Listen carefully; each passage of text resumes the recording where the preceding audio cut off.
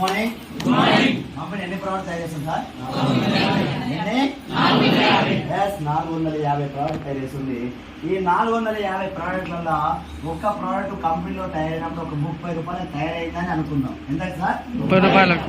అది కస్టమర్ వచ్చే వరకల్లా 100 రూపాయలు అవుతుంది. ఎంత అవుతుంది? 100 రూపాయలు. కంపెనీ దగ్గర 30 అవుతుంది, కస్టమర్ వచ్చే వరకల్లా 100 అవుతుంది.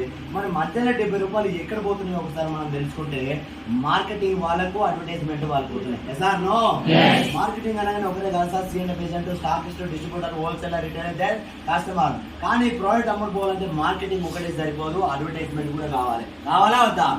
ఈ అడ్వర్టైజ్మెంట్ ఎవరు ఇవ్వాలి? సెలబ్రిటీ ఇవ్వాలి. ఆయన టీవీ ద్వారా, రేడియో ద్వారా, న్యూస్ పేపర్ ద్వారా, సోషల్ మీడియా ద్వారా ఇస్తా ఉన్నారు. ఎసార్నో 30 తయారైంది, 100 రూపాయలకు వచ్చింది, మధ్యలో 70 రూపాయలు ఎక్కడ పోతున్నాయంటే ఈ మార్కెటింగ్ అడ్వర్టైజ్మెంట్ వాళ్ళు పోతున్నాయి. ఈ మార్కెటింగ్ అడ్వర్టైజ్మెంట్ వాళ్ళు ఈ ప్రోడక్ట్ ఏమైనా వాడుతురా అంటే వాడుతురా సార్?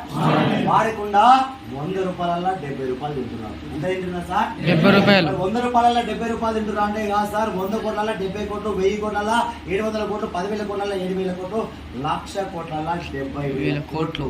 సో ఎవరు పాలవుతుందంటే ఈ 1,000 కోట్ల రూపాయలు ఎవరు పాలవుతుందంటే ప్రోడక్ట్ వాడని వాళ్ళ పాలవుతుంది, ప్రోడక్ట్ వాడినటువంటి ధనవంతుల పాలవుతుంది. సార్ నో సెలబ్రిటీ ధనవంతులు